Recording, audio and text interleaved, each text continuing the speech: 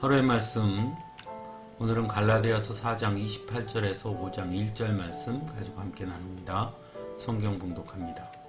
형제자매 여러분, 여러분은 이삭과 같이 약속의 자녀들입니다. 그러나 그때 육신을 따라 난 사람이 성령을 따라 난 사람을 박해한 것과 같이 지금도 그러합니다. 그런데 성경은 무엇이라고 말합니까? 여종과 그 아들을 내쫓아라. 여종의 아들은 절대로 종이 아닌 본처의 아들과 함께 유업을 받지 못할 것이다 하였습니다. 그러므로 형제자매 여러분, 우리는 여종의 자녀가 아니라 자유를 가진 여자의 자녀입니다. 그리스도께서 우리를 해방시켜 주셔서 자유를 누리게 하셨습니다. 그러므로 굳게 서서 다시는 종살이의 멍에를 매지 마십시오. 아멘.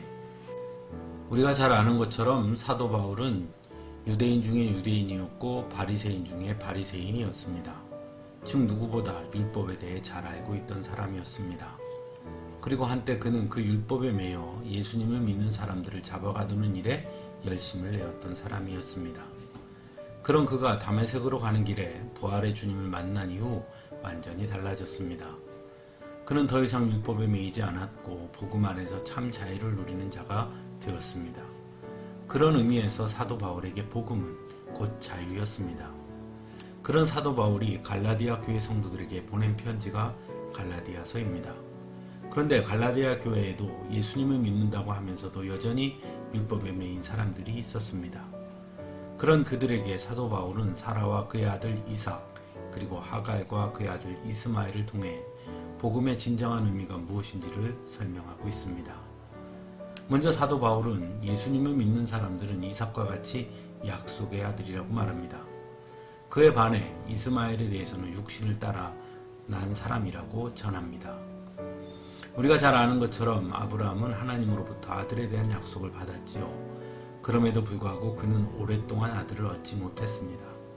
그러자 아브라함의 아내 사라는 자신의 몸종 하갈을 통해 아들을 낳을 것을 종용합니다. 그렇게 얻은 아들이 바로 이스마엘이었습니다. 즉 이스마엘은 하나님의 약속을 끝까지 기다리지 못하고 인간적인 생각과 방법으로 낳은 아들이었습니다. 그래서 육신을 따라 난 사람이라고 말합니다. 그러나 아브라함이 99세가 되었을 때 하나님은 약속대로 아들을 허락하십니다. 그리고 그가 바로 이삭이었습니다. 그래서 이삭은 약속의 아들인 것입니다. 그럼 율법과 과연 이 둘의 관계는 어떤 관계가 있는 것일까요? 먼저 하갈을 통해 낳은 아들 이스마엘에 대해 하갈이라 하는 것은 아라비아에 있는 시내산을 뜻하며 그것은 지금의 예루살렘에 해당한다고 말합니다. 그리고 지금의 예루살렘은 그 주민과 함께 종노릇을 하고 있다고 말하지요.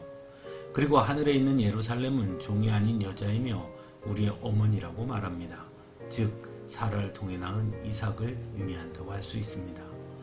다시 말해서 하갈과 이스마엘은 땅 위의 예루살렘을 뜻하고 사라와 이삭은 하늘의 예루살렘을 뜻한다는 것입니다. 그런데 땅 위의 예루살렘은 이미 이방의 종노릇을 하고 있다는 것입니다.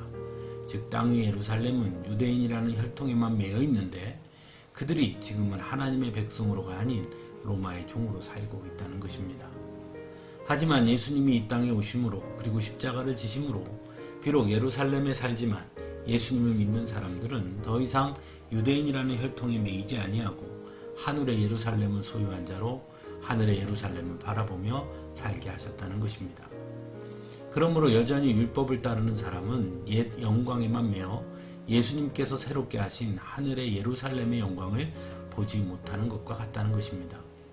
그에 반해 예수님을 따르는 사람은 아무도 빼앗아갈 수 없는 하늘의 예루살렘을 바라보며 살기에 자유할 수 있다는 것입니다. 그래서 사도 바울은 5장 1절에서 아주 분명하게 그리스도께서 우리를 해방시켜 주셔서 자유를 누리게 하셨습니다. 라고 선언합니다. 그러므로 굳게 서서 다시는 종살이의 멍에를 매지 말 것을 강하게 권면하죠. 여전히 우리에게도 율법이 지니고 있는 도덕과 윤리적 기준은 매우 중요합니다. 하지만 그것은 정함과 부정함을 나누는 기준입니다. 하지만 율법을 잘 지키고 도덕을 잘 지킨다고 해서 그래서 좀 더 깨끗하고 바른 사람이라고는 할 수 있지만 그것이 하나님의 사람과는 전혀 다르다는 것을 알아야 합니다. 하나님의 사람은 오히려 자신의 부족함과 연약함 그리고 죄인임을 고백하며 그래서 오직 예수 그리스도의 은혜가 아니면 안 된다는 것을 인정하는 사람이기 때문입니다. 그리고 하늘의 예루살렘은 깨끗하고 바른 사람이 아니라 하나님의 은혜에 감사하는 사람에게 주어지는 것임을 알아야 하는 것입니다. 그래서 예수 그리스도를 믿어야 하는 것입니다.